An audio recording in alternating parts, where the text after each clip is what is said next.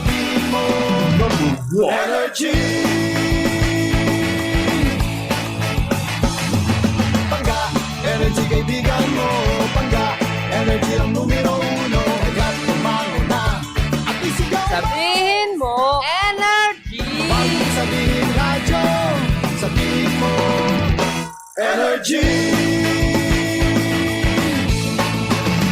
Lihim ng liham.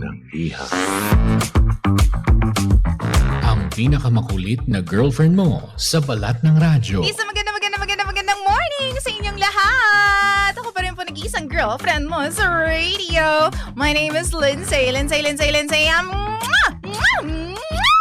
Makulit pero may puso. Handang makinig sa mga kwento mo. Alam mo, feeling ko kailangan mo na siyang iwan kasi it doesn't make sense.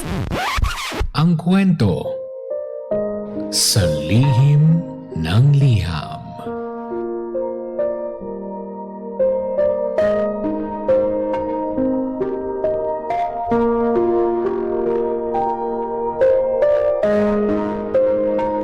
Mahal kong Lindsay. Itago niyo na lamang po ako sa pangalang Lilia. DJ Lindsay, alam mo ba yung pakiramdam na nakaligtas ka mula sa isang bangungot? Tapos bigla kang gigisingin para ipasok ulit sa mas malalang impyerno. Pakiramdam ko kasi, nandyan ako ngayon. 6 months ago, DJ Lindsay, isinilang ko ang aking pangalawang anak via emergency C-section. Pero hindi ko lang basta birth story yon. It was a near-death experience. Muntik na akong mamatay. Nagkaroon po ako ng severe preeclampsia at biglang nagkaroon ng complication into congestive heart failure. ICU. Napakaraming tubong nakakabit sa akin. At mga doktor na pabalik-balik habang sinasabing baka hindi na ako umabot ng umaga. Pero awa ng Panginoon, I survived. Pero alam mo, hanggang ngayon, araw-araw kong dinadala yung trauma na yun. Sobrang takot na takot ako sa sarili kong katawan. Bago pa ako magpa-CS, nakiusap ako sa doktor ko.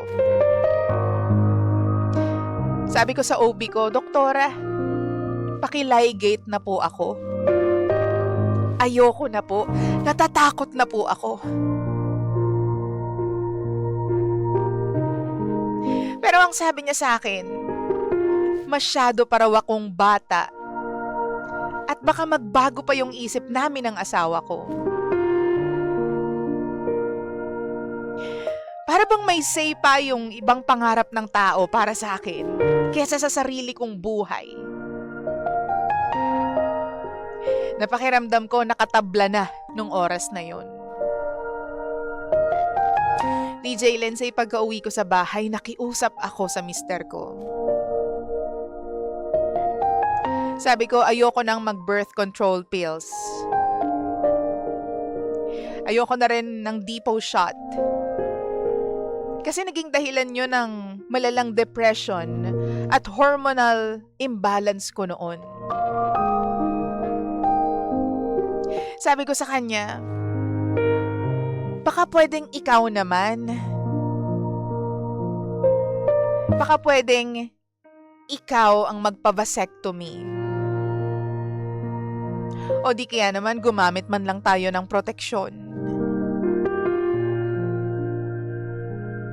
Pero ang sagot niya sa akin, DJ Lindsay, nakakadurog ng puso. Ayaw niya ng vasectomy. Ayaw niya rin ng proteksyon. Kasi hindi daw masarap. Wala daw thrill.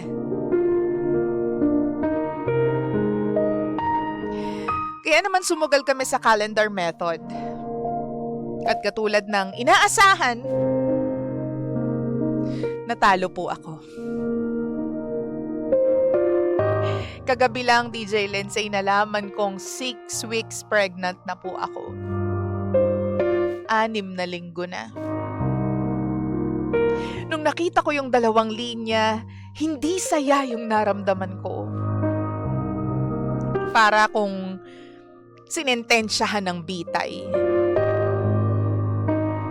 Meron po akong 3 years old at 6 months old na humihinga. At umaasa sa akin ngayon. Naisip ko, paano kung maulit na naman yung life and death situation ko na naman? Paano kung sa pangatlong to, hindi na ako makaligtas? Paano yung 2 anak ko?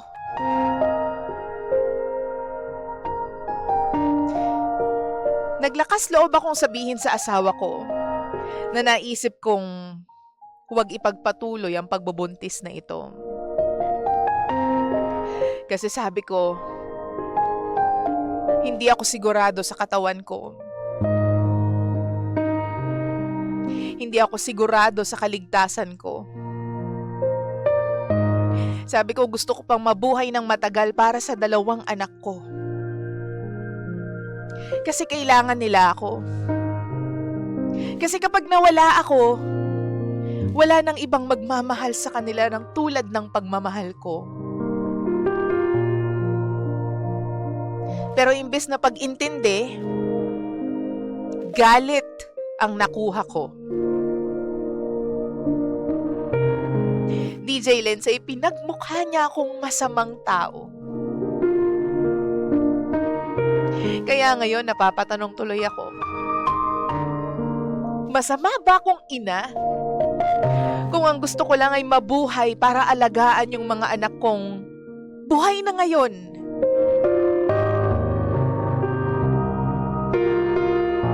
Sobrang hindi ko na alam kung anong gagawin ko. Sobrang helpless po ako ngayon. Hindi ko alam kung sinong lalapitan ko. Pero isa lang po ang sigurado ako. Gusto ko pang mabuhay ng matagal para sa 2 anak ko. Lately, I